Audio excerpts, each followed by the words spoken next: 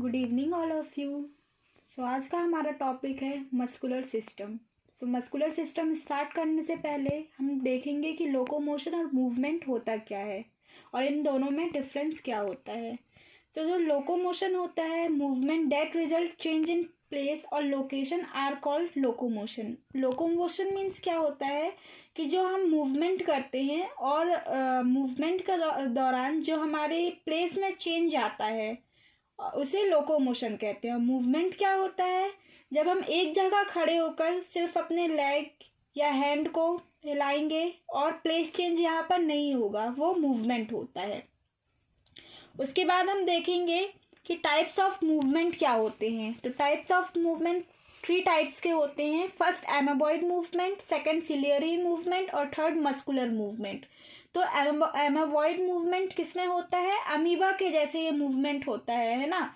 ये साइटोप्लाज्म में होता है और मैक्रोफेजेस में होता है। जो साइटोप्लाज्म में जो ऑर्गेनेल्स रहते हैं वो जब एक जगह से दूसरी जगह मूवमेंट करते हैं उसको एमेबॉइड मूवमेंट होता है। फिर जो सेकंड आता है वो सिलियरी मूवमेंट है। सिलियरी मूवमेंट क्या होता है, जो फेलोपियन ट्यूब में जब ओवम मूवमेंट करते हैं तो वो सिलियरी एपिथेलियम से मूव आउट करते हैं। फिर उसके बाद मस्कुलर मूवमेंट क्या होता है, जो मसल्स के दौरान पर मूवमेंट होता है। मसल्स के द्वारा जो भी मूवमेंट होता है वो मस्कुलर मूवमेंट होता है।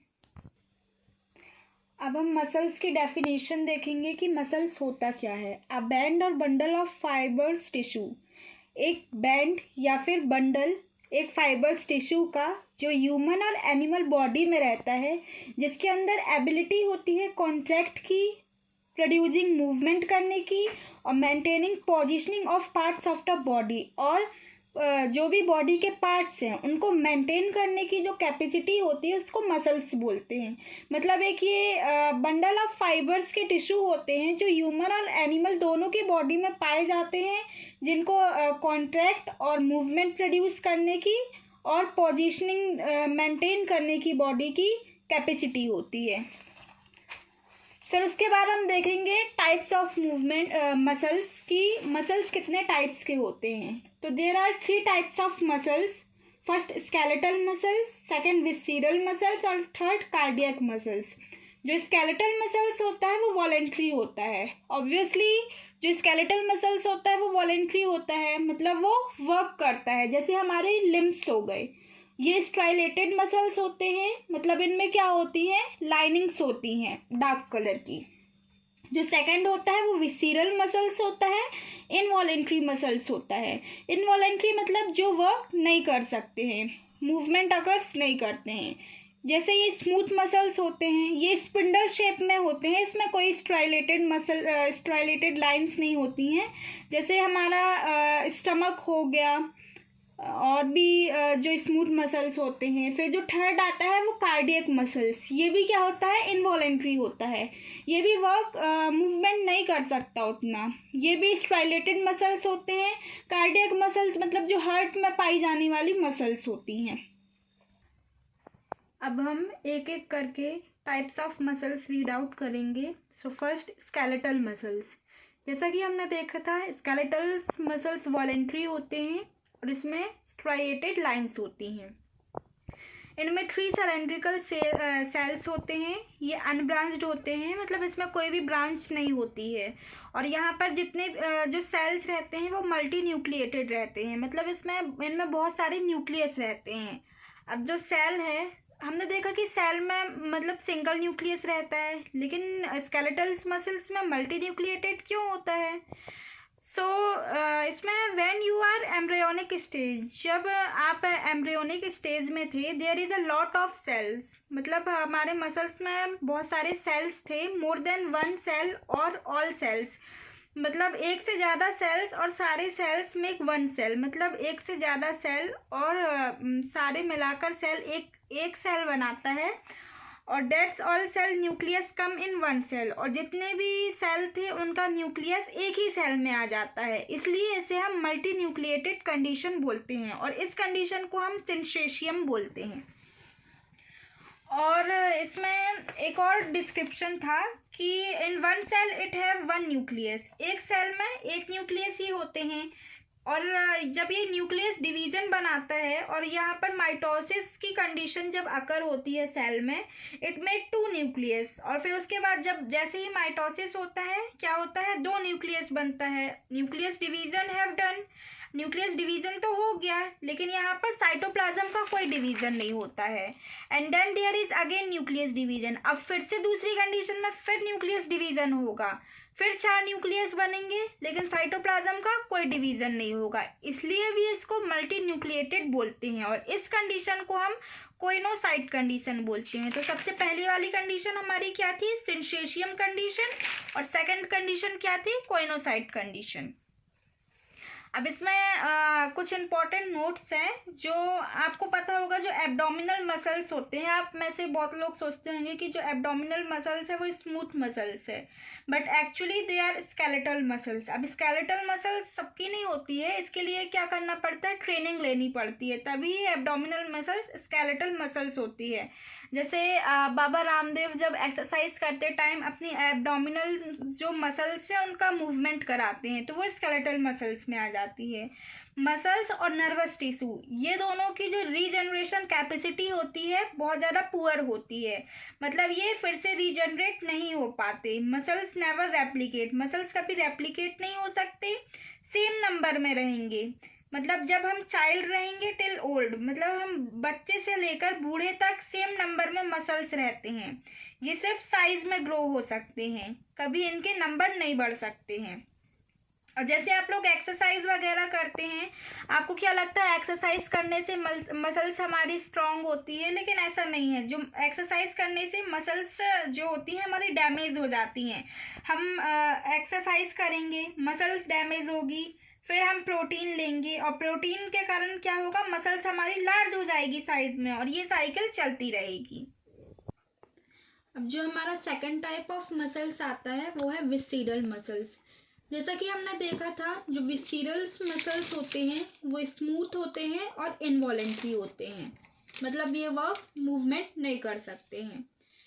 तो ये इनवॉलेंट्री रहते हैं, स्मूथ रहते हैं। इनका जो शेप रहता है वो कैसा रहता है, स्पिंडल शेप में रहते हैं, स्पिंडल टाइप का शेप होता है। यूनिन्यूक्लिएटेड रहते हैं, इनका सिर्फ एक ही न्यूक्लियस रहता है। और इसका जो एग्जाम्पल है वो डेट्यूजर मसल्स है। आप जानते होंगे जो डेट्यूजर मसल्स है वो क्या होती है, जो ब्लडर होता है उसकी जो लेयर होती है वॉल की, उसको डेट्यूजर मसल्स बोलते हैं। और जो डेट्रूजर मसल्स है, मतलब ब्लडर की जो लेयर है वॉल की, वो उसका वर्क क्या होता है, कॉन्ट्रैक्ट होती है यूरिन को पुश करने के लिए, urination to push the urine out of the bladder. कहाँ से, यूरेथ्रा से। फिर जो वॉल विसीरल ऑर्गन होती हैं, विसीरल ऑर्गन की जो वॉल्स होती हैं उसमें हमेशा विसीरल मसल्स पाई जाती हैं। एग्जाम्पल के लिए हो गया स्टमक। देन हमारा थर्ड टाइप आता है कार्डियक मसल सेल। जैसा कि हमने देखा था, जो कार्डियक मसल सेल्स होती हैं वो सिर्फ हार्ट में पाई जाती हैं। इसमें जो मसल्स होती हैं वो सिलेंड्रिकल शेप में होती हैं और ब्रांचेस में होती हैं।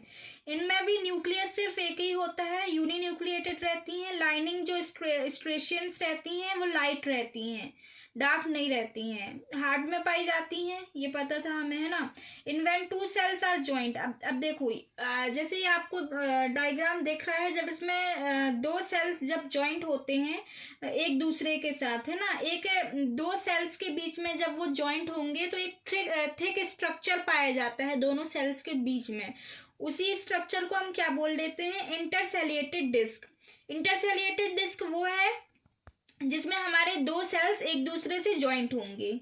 फिर जो सेल जंक्शन फाउंड होता है between the cells, there are some tubes.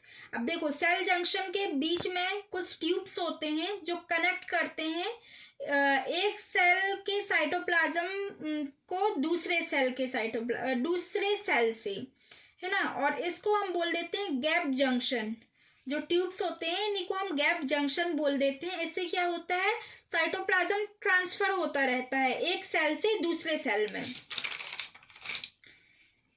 और जो सेल्स को होल्ड किए रहते हैं वेरी टाइटली, जो होल्ड करे रहते हैं, जो टाइटली सेल को होल्ड करते हैं, उनको हम डेस्मोसोम्स बोलते हैं और इसी को हम सेल जंक्शन भी बोलते हैं। टाइप्स ऑफ मसल्स हमारा हो चुका है। अब हम देखेंगे मसल्स के फंक्शन क्या क्या होते हैं। सबसे पहले क्या होता है, movement and locomotion of the body. आपको पता है कि मसल्स से मूवमेंट होता है और बॉडी का लोकोमोशन होता है। हम वन प्लेस से अनदर प्लेस जा सकते हैं मसल्स के कारण। To raise the body temperature by shivering in winter. जब विंटर में जब हम शिवरिंग होती है हमें, तो क्या होता है, मसल्स क्या करता है, बॉडी टेम्परेचर को बढ़ा देता है। फिर थर्ड पॉइंट है हमारा to maintain a posture. Muscles क्या करके रखता है, हमारी बॉडी के पोस्चर्स को बना के रखता है। फिर आ जाएगा to hold and store things with help of sphincters. Muscles हमारे ऑर्गन्स को होल्ड करके रखता है और जितनी भी चीज़ें हैं उनको स्टोर करके रखता है स्पिंचर की हेल्प से। और फिफ्थ पॉइंट क्या आ जाता है, to protect the internal organ of the body. Muscles हमारे इंटरनल ऑर्गन को प्रोटेक्ट करके रखता है। अगर हमारी बॉडी में मसल्स नहीं होंगी तो हमारा मतलब एकदम ढीला शरीर रहेगा और वो अच्छे से ना मूवमेंट हो पाएगा, ना लोकोमोशन हो पाएगा और हमारी जो पोस्चर है वो मेंटेन नहीं हो पाएगा। तो आई होप आपको फंक्शन ऑफ मसल्स समझ में आ गए होंगे। अब मसल्स की प्रॉपर्टीज़ क्या क्या होती हैं वो हम देखेंगे। तो सबसे पहले जो प्रॉपर्टीज़ होती है वो होती है एक्साइटेबिलिटी। एक्साइटेबिलिटी अब क्या होती है, आइए समझते हैं। If I touch one sensory neuron, अगर मैं क्या करती हूँ, एक सेंसरी न्यूरॉन को टच करती हूँ, सिग्नल जनरेट ऑन इट, उसमें क्या होगा, सिग्नल एकदम से जनरेट होगा और वो सिग्नल ट्रांसफ़र होगा दूसरे न्यूरॉन को। और ये जो सिग्नल जनरेशन की कैपेबिलिटी होती है इसी को हम एक्साइटेबिलिटी बोलते हैं। अब जो लास्ट न्यूरॉन जो रहेगा वो सिग्नल देगा मसल्स को और मसल्स क्या होंगी, कॉन्ट्रैक्ट होंगी और एक्साइटेबल हो जाएंगी। तो जो कैपेबिलिटी होती है सिग्नल की उसी को हम एक्साइटेबिलिटी बोलते हैं। अब हमारा सेकंड आ जाता है कॉन्ट्रैक्टिविटी। अब कॉन्ट्रैक्टिविटी क्या होता है, मसल्स का कॉन्ट्रैक्ट होना। अब देखो जो हमारा लास्ट न्यूरॉन था उसने क्या दिया, मसल्स को सिग्नल दिया। अब जैसे लास्ट न्यूरॉन में क्या रहेगा, जो न्यूरोट्रांसमीटर रहेगा वो क्या रहेगा, मसल्स के रिसेप्टर में लग जाएगा और यहाँ पर क्या होगा, सोडियम एंटर होगा मसल्स में। और जैसे ही सोडियम एंटर होगा मसल्स में तो मसल्स क्या हो जाएगी, कॉन्ट्रैक्ट हो जाएगी। और जैसे ही मसल्स कॉन्ट्रैक्ट होगी मसल्स का साइज क्या हो जाएगा, छोटा हो जाएगा। और जो ये कॉन्ट्रैक्टिबिलिटी होती है ये सिर्फ मसल्स में होती है, न्यूरॉन्स में नहीं होती है। फिर जो हमारा थर्ड पॉइंट आ जाता है वो आ जाता है एक्सटेंसिबिलिटी। अब एक्सटेंसिबिलिटी का मतलब क्या होता है, जब हम मसल्स को स्ट्रेच करेंगे तो वो क्या हो जाएगी, स्ट्रेचेबल हो जाएगी और क्या हो जाएगा, उसका जो साइज होगा वो लार्जर हो जाएगा। फिर हमारा आ जाता है इलास्टिसिटी। इलास्टिसिटी में क्या हो जाता है, जैसे ही हम मसल्स का साइज क्या हुआ, लार्ज हुआ और फिर क्या हुआ, इलास्टिसिटी में उसका जो ओरिजिनल साइज और शेप है वो वापस आ जाना, उसको हम बोलते हैं इलास्टिसिटी।